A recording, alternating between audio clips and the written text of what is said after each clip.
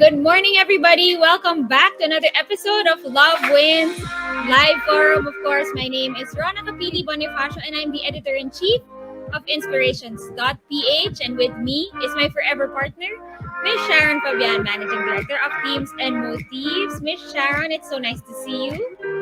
Hello, Rona. Good morning, good afternoon, and good evening sa iyo at sa mga nanonood sa atin. For those of you who are watching us on Facebook, Themes and Motives Facebook page, Inspirations.ph Facebook page, and of course our YouTube channel, Themes and Motives TV.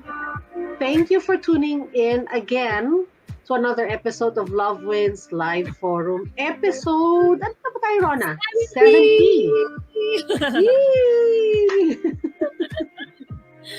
How are you, my partner? I'm good. Nako, nakaka-inspire this week. Ang dami kong nakitang mga celebrity weddings. Ang dami kong nakitang mga couples na talagang they poured their heart and souls into their weddings this week. So, maraming kilig this week from what I've been seeing. Normally, we open our show with my favorite segment, which is Ask Us Anything. This is where you send us a question and we answer your anonymous question. And it can be about wedding planning, about marriage, about relationship. But today, we're not doing the whole Ask Us Anything segment because we've actually been asked about do's and don'ts before your wedding. And so our entire episode today is inspired by this question. Ano ba ang do's at ano ba ang mga don'ts before you get married? Today, we're talking about the 6 conversations that you need to have with your boyfriend or girlfriend. Okay lang kahit di pa kayo kasal. Kung may bala kayong magpakasal, these are good conversations to have. Or with your fiancé. Yan. That's right. So, bale sa atin, Rona, this is one of the major do's that couples should do. Even at the boyfriend-girlfriend stage, kahit hindi pa kayo mag-fiancé, this is one of the very important things that you should be doing if you feel that, okay, I found the one. Endgame. Yan ang mga terms. Endgame diba? na pala yan. Yan, so eto na, you should be doing this. Or kung you're already engaged and you haven't done this, we'd like to share this, yung aming top 6 conversation na important na dapat magkaroon kayo before you finally say, I do. And to help us with that, meron tayong resource speaker kasi exposed siya sa napakaraming couples that have planned to get married. Yes, he's one of our friends at the Love Wins Live Forum because he's returning as a resource speaker. Pastor Allan, of course, is a father of 3 and he also handles families and marriages at Victory Green Hills. He's also one of our good friends. And I have to say, just like I mentioned, I think in the first episode where he guested, ang kanyang baon hindi lang po professional advice, meron din pong experiential advice. At busog na busog po tayo dito. So let's welcome back to the Love Wins Live Forum, Pastor Allan Magtoto. Hi, Pastor Allan. Hey! Hello, Miss Sharon. Hi, Rona. Hello to po. everyone. Thank you for coming back. Yes, So sabi thank namin, you. We're doing the conversations you need to have before getting married. Una kong tanong, ikaw ba? Dun sa mga pag-uusapan natin this morning, did you have these conversations before getting married? Yeah, gaya nga ng sabi ni Rona kanina, these questions are must-have. Kailangan yung gawin to. Pero ako, based on experience, hindi po namin dinaanan yung 6 na yan. And so, at the latter part of our preparation for the wedding, dun lang kami nagsimula mag-usap, but not all. No? Especially yung finances. Hindi namin dinaanan yan, Rona, Miss Sharon. Kaya sobrang marami kaming pinagdaanan na napakahirap. It was so... It's like a roller coaster ride. But you know what? It's the grace of God that brought us here. And that's why medyo intense and passionate pagdating sa ganitong usapan, no? Ayaw natin na dumaan pa kayo sa mga roller coaster. Although If you are in a roller coaster right now, okay lang yan. Kapit lang. It's the grace of God that will help you through this season. And so, yan, Rona, Miss Sharon.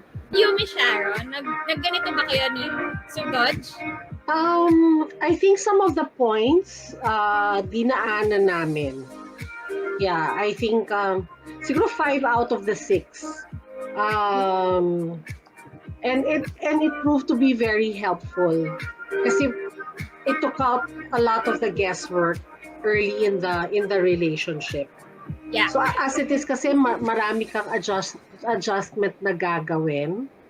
Especially pag medyo nag-settle na yung reality, no? Nakababa ka na ng konti sa pagka-high mo from your wedding day and your honeymoon.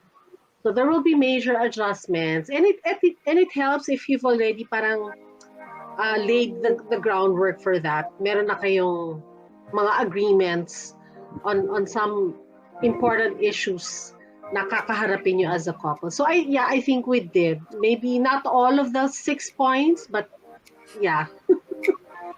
But even so, di ba? Even so, parang meron pa ring naging challenges, but we had to go back. Parang meron kaming binalikan because napag-usapan namin. Parang remember we talked about this and ito siya. Ayun. Maganda yon. So ayan, alam nyo na po, based on the advice of Pastor Allan and Miss Sharon, there are 2 ways this can turn out. If you don't have the conversation before you get married, you're gonna hit the ground running. And when you do have it, meron naman po kayong mailalabas na, di ba, pinag-usapan natin, natandaan mo. So that's what we're here for at Love Wins Live Forum. We're not just talking about weddings, but of course, we want you to have strong marriages. We want you to have happy marriages. We want your love to last a lifetime. Hindi lang, yun ang ibig sabihin ng love wins. Hindi lang umabot sa altar, pero hanggang sa eternity. So first point that we're gonna talk about is, ito, important to having and raising kids. Ayan. Minsan, di ba, nabibring up yan pag kaka-start pa lang ng relationship, tapos may nagsasabi na, uy, grabe, nasa kids na siya yung topic niya. Parang, naka-third date pa lang tayo, tapos kids na ang usapan. So may ganon, pero sana naman, if you are the road to getting married, having and raising kids is something that you've already discussed. So what are some questions here? Gusto mo ba magkaanak? I think we can start there. Diba? Tama. Gusto mo magkaanak? Kasi hindi lahat ngayon see themselves as a parent. Tama ba? Merong Yes. iba that they come into it na hindi masyadong napag-isipan. Okay? But now we know, pwede palang mag-isip muna. Agree ako dyan, Rona. No? Yung having and raising kids, it's really a good starter for a conversation, especially to those who are planning to get engaged. Kasi ang hirap pagdating mo sa marriage, sa loob na, di ba? Nag-I do's na kayo. Tapos dun mo palang nalaman na yung aasawahin mo pala, walang picture sa kanila ang having a family or having children. And it could be, how do I say it, detrimental to the relationship. Siyempre, halimbawa, sample lang, kung ako yung lalaki na gustong-gusto ko, magkaroon ako ng anak na junior, na lalaki. Tapos yung napangasawa ko pala, she doesn't have a picture of having, at kahit na nga isang anak lang dahil siguro meron siyang background na nahirapan yung family niya na maraming anak, and so may traumatic experience. And so it's very important at the onset of your relationship, kung sigurado ka na eto na yung babae or eto na yung lalaki na pakakasalan mo, start with this. Start with the question, do you want to have a family in the future? No? Magandang tanungin yan. Umpisa pa lang ng relationship mo. Kasi pag hindi, nako, mauuwi tayo sa frustration. No? And I've, gaya nga ng sabi ni Miss Sharon, I'm exposed to a lot of people who are planning to get married. And meron na akong a few experiences. Ito yung naging problema. Nung pumasok nung nag-yes na sila, nag-I do's na sila, hindi nagkakaanak yung babae. And so, paano gagawin mo kapag kapag na hindi nagkakaanak after several years, let's say 5 years, 10 years, wala pa rin. No? And later on, papakita mo yan, Rona, no? One of the questions or the conversation is deal breaker. What if Yeah. hindi magkaanak? Would it result to separation or what else you have, no? So very important. Start with this. Do you have a plan to have a family? Yes. Dagdag ko lang, Pastor Allan, kasi I think in our culture, parang magkakabit yung when you get married, automatic, kadugtong nun having a family. Diba? In the Filipino culture. Kaya nga, minsan, and I know now in the younger generation, parang ano na sila, very outspoken about that na don't ask, di ba? Pag hindi naman kinakailangan. Like, but I remember during my time, and probably baka umabot na hanggang time ni Ron, na kakakasal niyo pa lang, no? Especially when you get back to from your honeymoon, ang tanong, oh, may Buntis laman na ka na ba? Di ba? Oo. Di ba? Yung ganon, di ba? So hindi lang sa inyo, but also yung yan, di ba, yung pressure of from the family or from society. Kaya Yes. I think it's very important na ma-establish to. I remember asking my husband, mag-boyfriend pa lang kami, I don't know kung nag-propose na siya noon or hindi. Siguro nag-propose na siya. Bakit ko naman i-bring up ang having kids? But I asked him how important are having children for you. Kasi iniisip ko baka 'di ba? I mean, kasi ako may problem ako sa hormones. So naisip ko na back then I might have a problem in conceiving. So I had to ask him how important it is, and then I found out na very important sa kanya to have children. Very important. And sa kanya, he'd like to have a son, yung ganon. So I told him, what if our marriage will not be blessed by kids? So gusto mo pa ba ako pakasalan? Kasi importante ngayon na malaman natin yan, because this early, malaman mo rin ano yung options mo. You don't have to be stuck na pero ito pala yung gusto mong end game mo, di ba? So, but naisip niya na mas importante maging asawa niya ako kesa maging father siya in the order of priorities. Oh, di ba? Yeah, but syempre yung next level of question ko naman sa kanya, if in case we will not have children, are you open to adopting? So yung mga ganon. So itong point na to, mga anak yan. Diba? Yun. Kaya sabi nga ni Pastor, reality is, siguro in your mind, ideally, alam mo yon, get married, settle down, get married, have kids, kung yun yung nasa mind mo. Sometimes, yung ideal doesn't happen sa reality. So it's very important ito yung factor na dapat siguro, Pastor, pareho sila,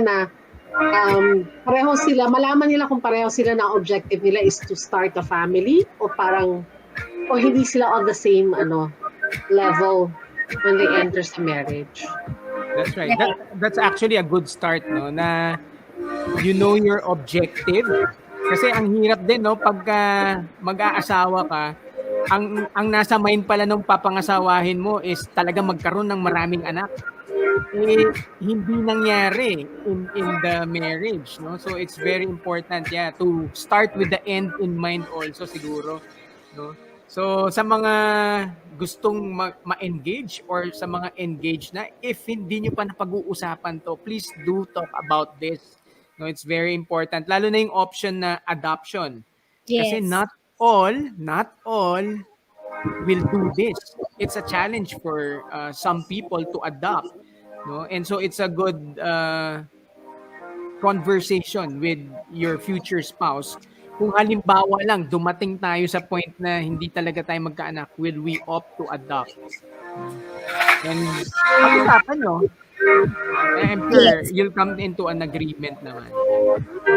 My only practical tip before we move on to point number 2 is, bago po kayo magpakasal, lalo pag engaged na kayo, ganyan, do a full body workup or checkup Yes. for both the bride and the groom. Yun lang po ang aking practical tip. Rona, Is- if I may add lang one last. Kasi yung pinag-uusapan natin ngayon is having kids. Mhm. Iba pa yung raising Raising, kids. that's right. So when we talk about raising kids, it's a totally different world. Mhm. And kung ngayon, halimbawa, hindi pa kayo kasal, you're just engaged. Isang reality lang, no? Iba po ang raising kids kasi it includes discipline, it includes education, lalo na ngayon, no? Nag-iba yung platform ng education. Iba pa rin yung providing for them for whatever they need. So it's a totally whole new world that you need to talk about. Of course, not everything you should talk about now, Yeah. pero as you go through seasons of your life, dun yung makikita nag-unfold na raising kids is really different. It's very different, yeah. Yes. Diyan po talaga pumapasok yung meme na expectations versus reality. Yes, oo. Tama. Perfect explanation for expectation versus reality. Yes. Talaga sa nasusunod. Much Oh. like planning your wedding. Point number 2, money and career. Nako, importante din to. When you say money and career, ano ba ang mga questions na pwedeng maging jumping point, Pastor Allan? Well, pagdating sa pera, kasi sabi nga nila around the world to global. One of the major reasons of marital conflicts, separation, divorce is finances. So anong ibig sabihin niyan? Kailangan pag-usapan niyo na yung ito example, pagdating sa bank account. Yung pera ni Mrs. na nagtatrabaho, pera din ba ni Mr. yan? Yung pera ni Mr. ba, kay Mrs. lang o pera nyo rin yan? Are you one in terms of finances? Pagdating sa mga bills, meron ako mga experiences na yung mga nakikilala ko, ang tagabayad ng bills yung lalaki. Pagdating sa education, yung babae. No? So, things like that you can talk about prior to getting married, no? Paano ang itsura ng pera nyo pagdating sa inside the marriage? Meron Pastor ba Allan, ano ba ang ideal? Meron ba ideal? Or meron bang one way of doing things? Well, I think the principle behind it is, number one, you are one. You are, or you should be united, no? So, I think the practical steps, whether mag-separate tayo ng bank account or who pays what bill, it really boils down to the heart of it. Are we one in our finances? Tinitreat ba natin to as ours?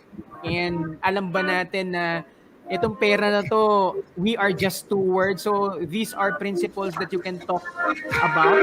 No, kaya very important, mamaya dadaanan mo rin yan yung faith nyo and your belief in terms of Values, finances. The values that you have in terms of spending, in terms of budgeting, these are things that you can now start sharing with one another so you would know, ito pala yung priority niyan. No? Mahilig pala mag-shopping yan.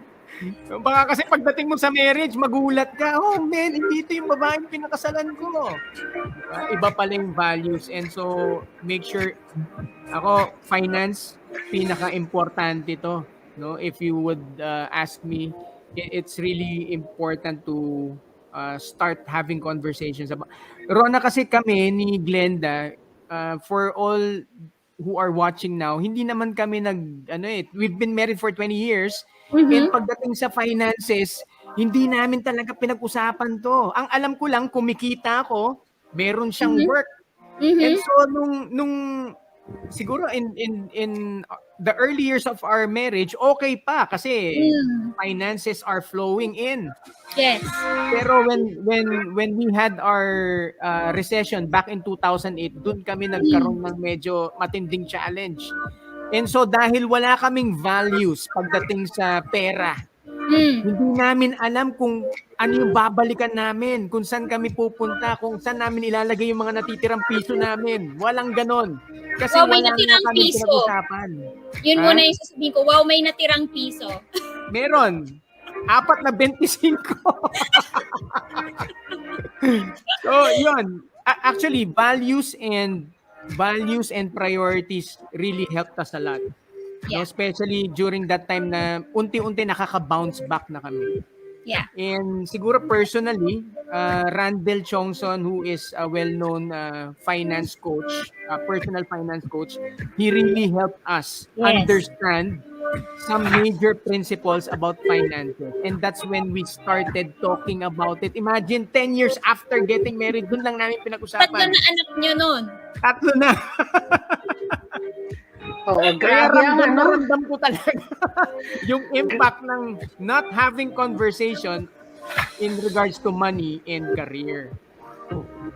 Yun. Actually, hindi lang sa marriage, no? Malaki talaga ang impact ng financial matters. Yes. But sometimes kasi, di ba, parang you don't want to rock the boat or parang you have assumptions going into the marriage na, siya yung lalaki, siya yung magpo-provide, di ba? Ako yung babae, ako lang yung tagagastos or whatever, or vice versa. So it's really important that we talk about, yun nga, paano yung pera. Yes. Parang, di ba? Ang ideal ba, ang pera, as a wife, no, ang pera ko, ang pera niya, pera namin. Ganon. Yeah. No, and honestly, I've heard that so much na I think this is also very normal in older generations. I think I would say older than you, Miss Sharon. I'm not saying that it's for you only. But I've heard it so much that it made me think na bakit nga ba ako lagi yun nadidinig? But I think now we're realizing that there's no one way. Tama ba? For example, yes. what if your wife is earning the bigger chunk of the pie? Wow. Yeah. Diba? Nako, napawaw si Pastor Allan. So paano yan? Paano kung pera niya lang, tapos yung pera mo para sa buo, para sa lahat ng tao? Kulang. Diba? Diba? Parang ang hirap naman nun. And I've also heard ito lalo with weddings, no? Traditionally Filipinos, diba yung array yung coins? Traditionally, nililipat ang coins from the hand of the groom to the wife because the wife is now the keeper or ang tagahawak ng kaban. Diba? Ito po yata yung, I would say, I think this is how my parents' generation grew up. Diba? But I've learned through many different seminars and by my own research, and I think this is how our ceremony did it. No, our coins was transferred from my hand to my husband's because the principle behind it is now the responsibility to provide is yours. So the whole kabanting, sino tagahawak, hindi siya isang sagot lang na kailangan ikaw yung babae, ikaw humawak. Paano kung hindi ka magaling sa math? Patay tayo dyan. Tama. Tulad ko. Like myself, na, like ako practical lang, no? My husband and Pastor Allan knows this, my husband is the one who thinks about all our investments and things like that. Yung mga stuff na hindi ko talaga gets, okay?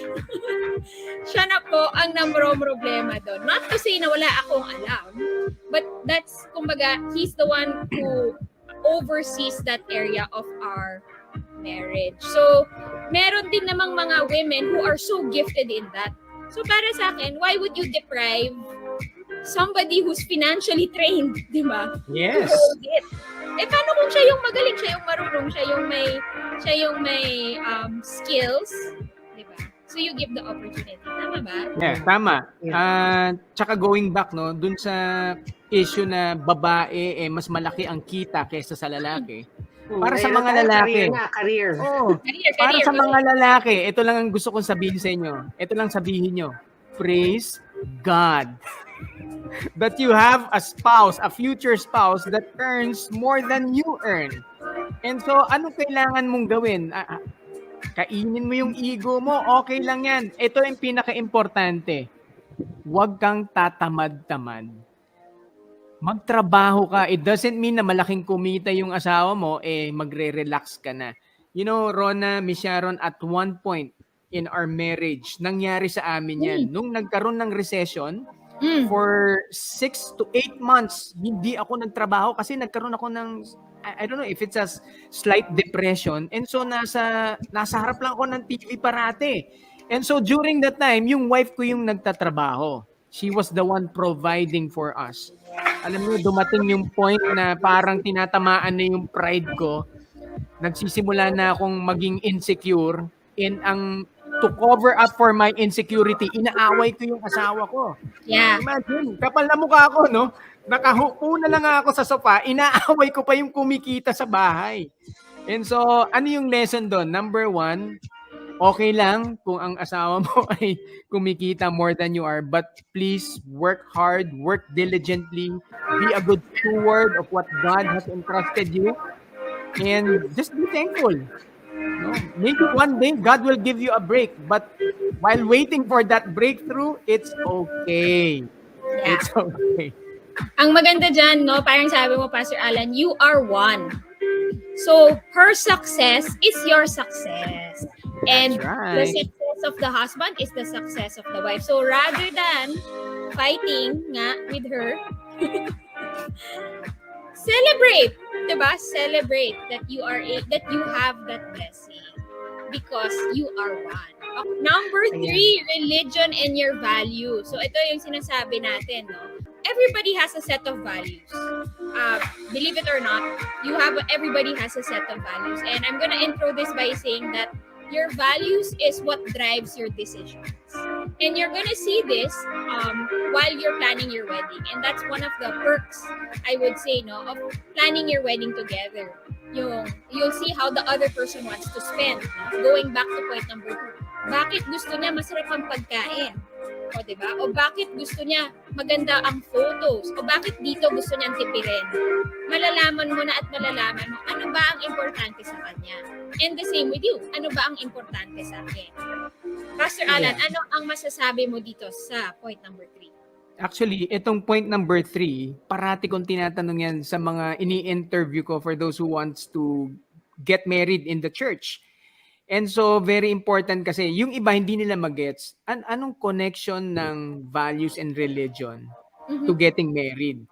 Number 1 na sinasabi ko, example na lang, let's say finances.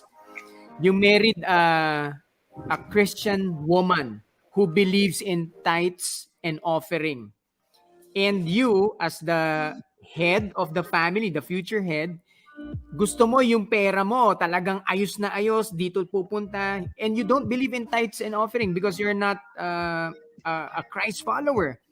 So paano mangyayari yan? Umpisa pa lang tension na agad pagdating sa pera, no? Ngayon, dahil sumusunod sa iyo yung asawa mo, pinepersa mo na mag-submit even in their finances, nagkakaroon ngayon ng problema internally when it comes to the woman, no? Magkakaroon ng unang-una psychological, mental. Baka matrauma pa 'yan, baka isipin niya, am I disobeying my God for my husband, or am I not submitting? Am I sinning if I keep on putting my tithes? So things like that can happen. No, pagdating naman sa values, alam mo, mas gumaganda ang relationship kapag alam nyo ang values ng isa't isa. Example, yung asawa ko, ang value niya talaga is really celebrating every milestone. Dahil trinain sila ng tatay nila na every milestone, merong roses. She values flowers. And so, nung nag-uumpisa kami, hindi ako nagbibigay ng flowers. Ang alam ko lang ibigay, Rona, Miss Sharon, alam mo yung binibili sa National Bookstore, yung Valentine card, pag binuksan mo, tumutunog. Grabe, for how many years I did that. I gave that for our anniversary, for birthday. Grabe. Parusa pala sa asawa ko yun. And so when I learned to embrace her values, iba rin naman ang effect na sa relationship namin. Last example, kahapon, birthday ng wife ko. And so akala niya walang bulaklak. So medyo naiirita na siya. Hindi niya alam, nag-order ako ng 60 pieces na roses, Rona. Yes, so, I saw. Dumating yung bulaklak, talagang humagulgul siya kasi akala niya nakalimutan ko yung one of the most valued day in her life because walang flowers. And so, nung nakita niya yung flowers, talagang iyak siya ng iyak. napahag siya sa akin ng todo-todo. Mhm. And so it helps really knowing your values and agreeing in terms of your faith Yes. as you start your marriage. Mhm. Ako add ko lang, siguro tayo, no, if we think that we found the one, wag na nating hintayin na i-learn nila. We should be vocal about what's important to us. Yes. Diba? Ibigay mo parang, these are the things that I value. Diba? Yung sinishare ni Pastor Allan, sa akin, kung sa wife mo is flowers, sa akin, cakes. No? So, dapat lahat ng birthdays, it should be celebrated with a cake. Yeah. And kaya parang of all the three, ayan, naalala ko, yes, na pag-usapan namin yan. Kasi yung mga things na ganyan, yung mga valuable things for me, pinolunteer ko yan. And because yung asawa ko kasi, hindi naman siya kasing daldal ko, tinatanong ko siya, sa'yo pa, ano ang valuable sa'yo? Ano yung importante that we should celebrate? Ano yung must have? Hindi lang pag may occasion, but you know, the things na dapat meron at or yung things na ayaw mo. Wag nyo na hintayin na ma-discover nyo on your own. Mas maganda rin naman minsan you volunteer it or you ask your partner para alam mo early on. And then I'd also like to use sa religion. Sabi niyo nga, Pastor Allan, maganda that you share the same faith. But sometimes, nagkakaroon ng interfaith marriages. Di ba, na hindi maiiwasan. Paano pa pag ganun, Pastor Allan? Marami tayong ganyang cases. And of course, we still see them as someone who needs to really get closer to God and really have people and community journey with them. Hindi naman natin sila pinababayaan na halimbawa, isa lang doon ang Christian, bahala na kayo. Hindi ganon. We walk with them, we journey with them, and we pray for them until that point that one day, the other person will really see the value of following Christ, honoring God, and at the same time being part of the community. So ano pa rin naman, we walk them through, of course, with their journey. Sa akin, ideally, you should be of the same faith. Pero pag hindi, it's really important that you talk about it. Kasi, kabit-kabit yan. When you have kids, you know, ang saan mag-worship ang bata, di ba? Yung ganon. So ideally, pareho, pero kung hindi, you really have to talk about yan. I mean, sabi nga nila, pag nag-uusap-usap, pag-usapan ng religion, pag-usapan ng political beliefs, kasi baka mag-conflict. But if you are getting married, this is one point that you should discuss. And yung ako siguro, Pastor, I just like to say about religion kasi minsan ayaw pag-usapan tapos deep down inside, hindi pag kami na susunod din sa akin. Ang hirap. Please do not make that assumption kasi mahirap yung ganon. Don't think that because mag-asawa na kayo at hindi kayo pareho ng faith, magko-convert yung isa for the other. Napakahirap na na journey, and you wouldn't want to go that route. If you have different faiths, pwede pa rin naman kayo magkatuluyan, pag-usapan nyo how you will go about it, yung decision making. How you're gonna walk that out. I think there are some couples that I know that they come of different backgrounds, and they really had to talk about it because one, yung isa, they don't celebrate anything. No Christmases, no Halloweens, no birthdays. And then for the spouse, it's like, I don't understand, what do you mean there's no Christmas? Yung, diba? Kasi siya, diba, everything is celebrated. So they had to talk it out. What happens when we're our own unit? Are we gonna celebrate Christmas? Sobrang simple. Nung tanong, di ba? Mag-Halloween ba tayo? Yung mga ganon, di ba? Ano yung birthday ko? Paano pag anak natin nagka-birthday? So, talk about it. So I guess, ayan ang masasabi natin halfway through our topic. These are hard conversations to have, but very important. No? And if you're coming from a place of love, a place of unity, knowing that you are going to be one, you fight for what you have rather than fighting each other. Kasi there will be conflict. We promise you, there will be That's conflict. right. Yes, Siguro, and Rona, before you Yes, go jump to the next point, i-emphasize ko lang, no, very important asking the right questions. Parang yung ginawa mo kanina, Rona,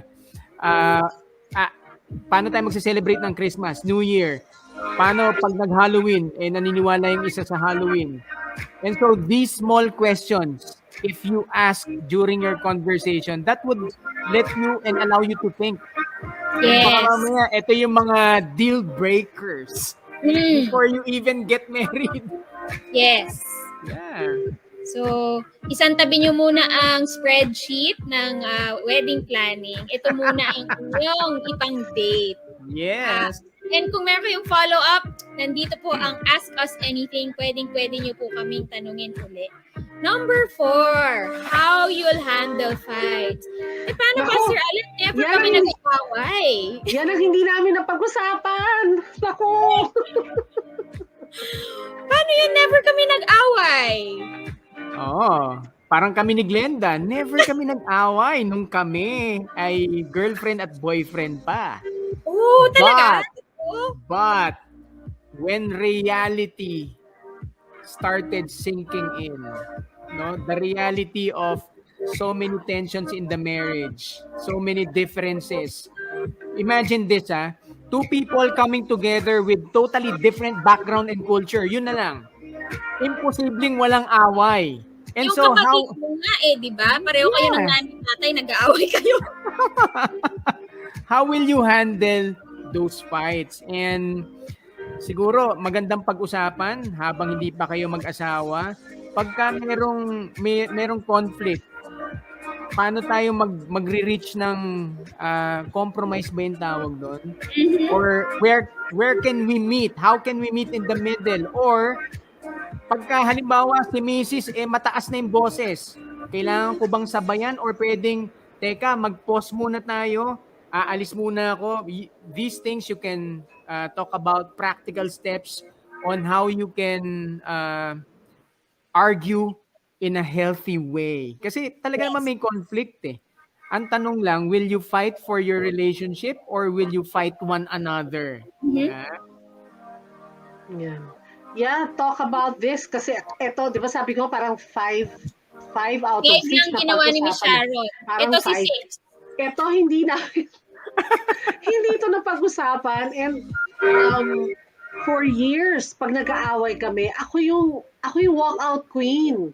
As in walkout na ayoko na, 'di ba? May mga episodes ako na iniimpake ko na ang gamit niya. Ayoko na. Ganun palagi yung way ko to solve things. Parang ayoko na. Until such time, siguro nga parang kay Pastor Allan, after 10 years, 12 years, o 15 years, doon lang kami nag-uusap na pag nag-aaway tayo, pwede bang wag kang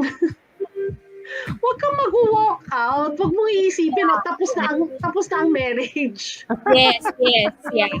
Yan. So, until that time na nag-usap kami. And ako na, parang inako ko talaga na, okay, ito yung, weakness ko talaga and it's something that I have to work on. So, yun na, nagkaroon ako ng resolve na separation will not be the solution. Hindi siya option palagi pagka, of course, yung pagka when we have major conflicts, hindi siya dapat yun yung first resort ko na ayoko na ng ganito. Let's end it. Yung ganun. Correct. And that's very important when you enter marriage because pwede mo talaga siya sabihin pag mag-boyfriend pa lang kayo Pero pag mag-asawa na po kayo, hindi niyo na po pwede gamitin yung ganung line. And I have to say that for us, we were able to have this conversation a bit in the sense na we set ground rules. what are things we can and cannot do pag mainit na ang diskusyon. So we've agreed, not while fighting, obviously. Things like there's no name calling. Yes. And there is no bringing in one's family into the discussion. Yes. Wala pong, yung nanay mo, yung wala pong ganon. And because it matters to us, bawal sa amin yung walk out. To the point na I will share that when we first got married, we lived in a small condo na may separate room. And so syempre kung condo dweller ka, no, kung pupunta ka sa parking, hindi ka pwedeng mukhang nakapambahay. Kasi nga, lalabas ka at makikita mo yung other humans. So nag-away kami and I was going to, and I forgot something important in the car. So bababa ako to get things. And I realized na, naku, baka isipin niya, mag-walk out ako kasi magsusuot na ako ng jeans ko. Kasi nga, kailangan kong kumuha ng gamit. True enough. My husband walked in the room right at the moment when I was deciding to change my clothes. And he thought na mag-walk out na ako. So, yung sorry niya naging galit ulit. So, yun yung point ko na talk about the things that parang kumbaga may boxing ring kayo, ano po yung nakapalibot sa boxing ring nyo? Para alam niyo po kung ano ang pwede at hindi pwede. At isa po na, another thing I can share is wag po tayong historian. Yes! Ako yun! Historical. Oo, historical. Di ba natandaan mo kahapon ito yung ginawa mo? Yes. Paano po tayo napunta sa kahapon kung today po ang pinag-uusapan natin? Yes. So yung mga yan, na you cannot perfect before you get married, and we promise you, you will perfect it while you are married. Number 5. Yeah. Siguro, Rona, dagdag ko lang, very important you learn also how the other person responds to conflicts. Yes. Very important eh. Tapos, kailangan alam nyo rin na meron kayong, natutunan ko to kay Chinky and Novitan. Ano yung mga small rocks nyo? Ano yung mga big rocks? Yes. So kapag small rocks, maybe you can let go, you can overlook. No? There are offenses that you can really overlook eh. Lalo na pag maliliit lang, alam mo namang hindi major or alam mo naman na hindi sinasadya, it's okay. Pero pag feeling mo lang talaga kailangang i-address dahil masyado siyang malaki, you talk about it, you sit it down together, and yeah, kasi it would really not just help you in the conflict or in your fight, pero makakasave din kayo ng time eh. And lastly, Rona, no, yung sinasabi sa Bible na do not let the sun go down, na hindi kayo nagkakabati, siguro very important din. Baka meron kasing mga iba, alam mo yun, puyat na, pero dahil hindi kailangan natin tapusin to. There will be fights and arguments that cannot be finished. Or, alam mo yun, hindi siya matapos ng one day eh. Minsan, you just have to learn how to parang take time out and then go back to it maybe the following day kung kaya. Parang boxing match. Meron ding, nagri-ring yung bell. Ping, ping, ping, ping. Then, next round. Yes. Yan. Ang dami ng practical tips. So we hope that that's helping you. Ito, very important. Number 5. Family obligations. Ito po, this article actually you can read on the knot.com. They have the 5 questions that you can talk about before getting married. And this one is something that we added because this is so important in our context for Filipino families. Ano bang ibig sabihin ng family obligations? Papaano kung one of you or both of you are still supporting your parents or supporting your siblings or your extended family, kung kayo po ang breadwinner nung immediate family nyo right now, ano po ang mangyayari sa commitment na yon kapag kinasal na po kayo? So, this is something you can talk about with your spouse-to-be, and also, I have to say, with your immediate family after you decide with your spouse-to-be. Tama. Yeah. Pastor Oo. Allan? Yeah, Actually, medyo nag- nawala ako doon. Sorry. yes. Normally, di ba kasi merong mga financial obligations to our immediate families. So, paano yon? Have you experienced a case like that na maybe one of them or both of them, sila yung breadwinner, tapos ikakasal sila ngayon? Paano na ngayon? Yeah, meron na ako mga na-interview na ganyan yung case, and siguro number one, as the pastor who will officiate their wedding and as their friend, no, I would walk them through, no, ano ba yung importante pagdating sa finances, no, na kailangan maintindihan nila now that they are about to get married. The first priority is now the spouse and not the family. But at the same time, because we value relationship, hindi mo naman pwedeng sabihin, nako, putulin mo na yan. No? Wag mo nang suportahan yung nanay mo. Kasi ako, as the person interviewing them, I don't know so much of their context. And so pag sinabi ko sa kanila, nako, magkakaproblema kayo dyan, kailangan putulin mo yan. What I would rather do is, again, journey with them how they can process this together without, number one, dishonoring the parents or disrespecting someone, and then make them discuss this to come to an agreement that they can both agree, no, together. And you just have, actually, Rona, Miss Sharon, you just have to lay it down on the table for them to see with clarity. Kasi kaya naman nila hindi minsan makita yung impact, it's because they've been doing it for so long, and one of their values talaga is family. And so parang pag pumasok tong kasal, ang feeling nung isa na nagsusupport dun sa pamilya, nako, hindrance to. No? And so you just have to teach them and walk them through on how they can agree together. Pero ako, as the pastor who interviews, I won't give them the decision. No, bahala silang mag-decide on their own so that they would know. And yung sabi mo nga, Miss Sharon, no, meron silang babalikan in the future. Oh, pinag-usapan Yes. natin to. Kasi pagka ang pwede mangyari doon, ay, sabi ni pastor, ganito, patay. Kinote pa ako. Yeah.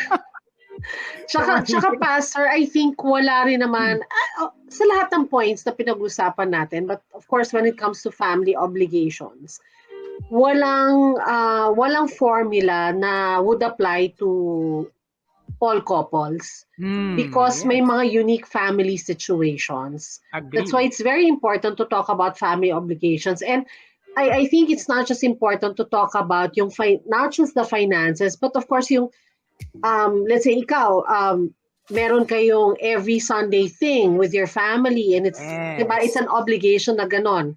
Or every Christmas should be spent with, kung ikaw yung lalaki, every Christmas should be spent with the family. So kung may mga kapatid ka na nakinasal na, so every Christmas kasama nila yung buong family nila. But you know, you're marrying someone na obligation din ng family niya, every Christmas, nandun din, di ba? And you should talk about this thing.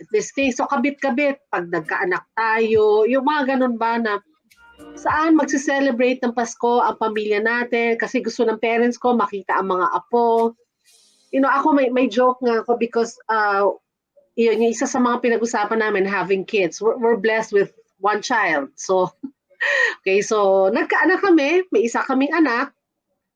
So, ang running joke ko palagi is sa anak ko, na anak, hindi ako makikialam kung sino mapapangasawa mo. Pero ang hiling ko lang, wag only child na tulad mo. Diba? How I wish you'd marry into a big family. Tapos, bakit naman, mami? Sabi ko, kasi pag Christmas, New Year, away pa yan eh. Saan magka-Christmas sa mga apo? Diba? So, only child ka. Only child siya. Diba? So, mag-asawa ka ng malaki ang pamilya, mag-absent man kayo doon, hindi mararamdaman. That's a good tip. Smart.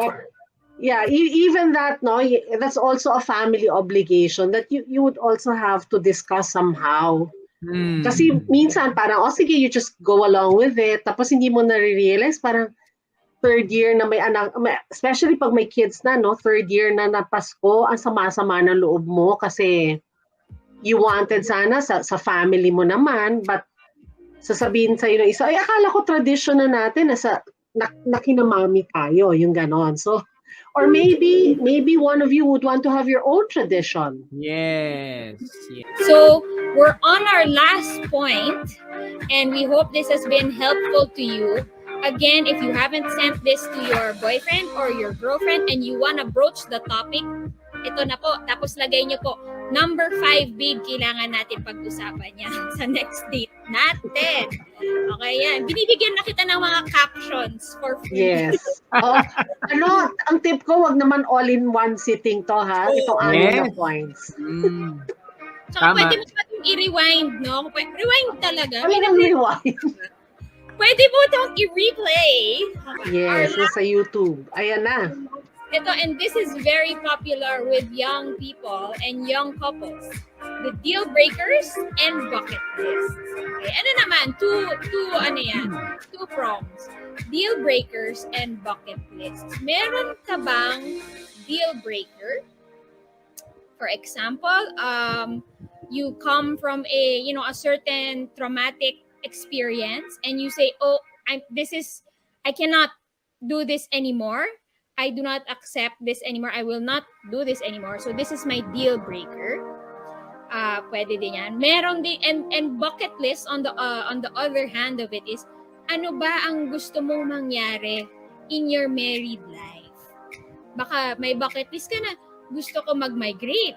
Gusto ko makapagtrabaho abroad, or I want to raise my children abroad, or I want my children to be educated abroad. Yan po ang mga deal breakers and bucket lists. Pastor Allan, ano ba ang mga deal breakers na na-encounter mo na? Well, ang pinaka matunog sa akin ngayon, yung top of mind ko, is the happiness of one person. Pag hindi na happy sa relationship, happiness is a very broad word, no? And ewan ko, parang madalas ko siyang naririnig ngayon. I'm not happy anymore. Hindi to yung pinangarap ko na marriage. And so, I'm calling it quits. No, Pwede ba yun? Naman, Yeah, actually, yung sinasabi nga ni Miss Sharon kanina, sana hindi natin default yung nagwo-walk out or ending the marriage. But unfortunately, it's really the default of many, especially kapag ka nahihirapan na in the marriage. I think it boils down again to having a wrong perspective of what marriage is. Marami kasing nag-aasawa, ang mindset nila madali lang eh. No? Ang motivation nila is they love one another. Romantic love. Pero the reality is, pagpasok mo sa loob ng marriage, iba naman talaga eh. It's not the ideal that you dreamed of. And it's full packed with challenges and trials. No? So pagka hindi na nagiging happy, wala na, nagiging I don't want this life, and we have to end it. Ganun na parati yung statement. Yung happiness. Actually, Rona, hindi, di ba? I'm sure you'd agree with me. Yung married life, when you're in it, hindi yan talaga yung ine-expect mo. Diba? I mean, no matter how much you love each other, yung ganyan, pag isinasabuhay mo na ang married life, it's very far from what you expected it to be. It's not always happy. Mm-hmm. Yun. So, kaya di ba parang, I guess yung happiness na, aside from yun nga, Pastor, sabi mo na, they get married kasi they love yung romantic love. Or sometimes they got married kasi parang, ito na yung tao na magpapasaya sa akin habang buhay. Yes. And then you'd realize na hindi pala everyday kanya pinasasaya. Diba? May mga little things siyang ginagawa na, That's right. Hindi ka saya-saya to, diba? Yung ganon. And that piles up, and then one day, sasabog na lang. So, Tama. but that's what marriage is. Pero yun nga, pag meron kang, ano ba talaga ang deal breaker? Sana wala, di ba? Pero, but I guess yun. Ako, I'll say it, no? Yung siguro deal breaker would be physical abuse. Yan, or or infidelity. Yeah, yung mga ganong deal breaker. Pero yung pag hindi nagtataas ng toilet seat, Wag naman sana deal breaker yan, ha? Yung mali ng toothpaste. Sa Oo. gitna pumipindot, hindi sa dulo. You know, we laugh about this now, but we have to tell you that there are so many couples who have these little annoyances. I think that's the term, no? It's an annoyance, but we equate it to not being happy. Yes. So from 3 married people of different